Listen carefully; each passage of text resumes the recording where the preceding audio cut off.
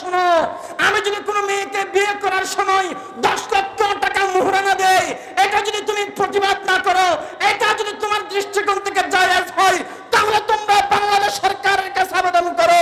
বাংলাদেশের মধ্যে আলেম ওলামারা এমন না, জনসাধারণরা একই মহিলার কাছে যদি যৌতুক দাবি করে, যৌতুক এটা অন্যায় হবে না। সম অধিকার যদি জারি করতে চাও, যেই মহিলাকে আমরা 10 লক্ষ টাকা মোহরানা দিব, ওই মহিলাকে লালন পালন করার জন্য 10 কোটি টাকা আমাদেরকে চাঁদা দেওয়া লাগবে, ঠিক কিনা? সবচাইতে বেশি রক্ত দিয়েছে আলেম ওলামারা, কিন্তু উপদেষ্টা মণ্ডলী নিয়েছে সবটা মধুসূদন আর হরিপদ গোষ্ঠী থেকে। আমরা ছোট ছোট বাচ্চারা অনেকে আমাদেরকে নাম দিছে পাকনা, তো বেশি পাকনামি করে ফেসবুকে লেখালেখি করছি। হ্যাঁ, সবচেয়ে বেশি রক্ত দিয়েছে আমরা, আমাদের ভিতর থেকে উপদেষ্টা নিতে হবে। তো একজন নিয়েছে ডক্টর আফম খালিদ হুসাইন হাফিজাহুল্লাহ, তারপর তাকে দিয়েছে ধর্ম মন্ত্রণালয়। আমরা বলেছি ওনাকে ধর্ম মন্ত্রণালয় দিয়েন না, একটা কার্যকরী মন্ত্রণালয় দেন, যাতে সে তার বিদ্যাকে, কাজকে রাষ্ট্রীয় কাজে, মেরামতে কাজে লাগাতে পারে, তার মেহনতকে কাজে লাগাতে পারে। না, তাকে দিয়েছে কি ধর্ম মন্ত্রণালয়। আর দাড়িওয়ালা টুপিওয়ালা আমাদের মতো সাদা সিধা কতগুলো মানুষ লাফাইতেছে, আমরা একজন ধর্মমন্ত্রী পাইছি, কত সম্মান রে! সম্মান না, তোমার মাথায় জুতার বাড়ি মারছে, তুমি বুঝতে পারো না।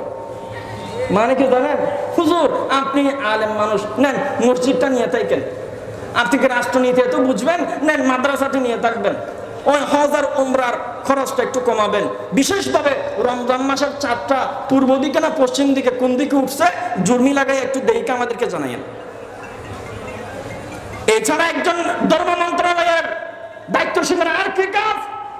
অথচ স্বরাষ্ট্র মন্ত্রণালয়ের দায়িত্ব যারা রয়েছে, আইন মন্ত্রণালয়ের দায়িত্ব যারা রয়েছে, প্রধান উপদেষ্টার দায়িত্ব যারা রয়েছে, আমি কটাক্ষ করতেছি না, স্পষ্ট ভাষায় বলতেছি, সমস্ত উপদেষ্টাগুলোকে এক লাইনে বসিয়ে ডক্টর আফম খালেদ আর 50 বছর পড়ানোর যোগ্যতা রাখে, ঠিক কিনা?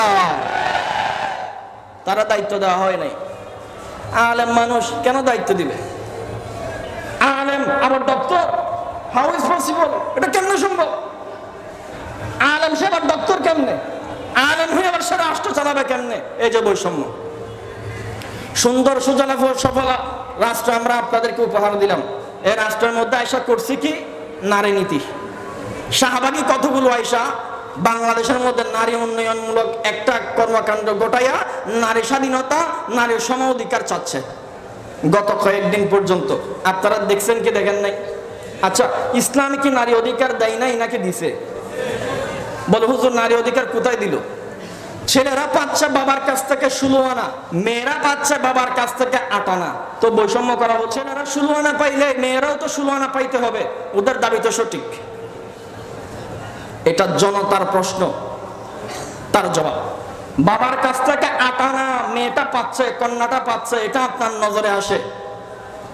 ওই কন্যাটাকে যখন বিবাহ দেবেন, আমি একটা মেয়েকে বিবাহ করব, মেয়েটা রাজি বিবাহের জন্য, আমি তার হাজব্যান্ড, সে আমার ওয়াইফ, আমার বিবি। একটা বাচ্চা হলে তাকে আম্মু ডাকবে, আমাকে আব্বু ডাকবে।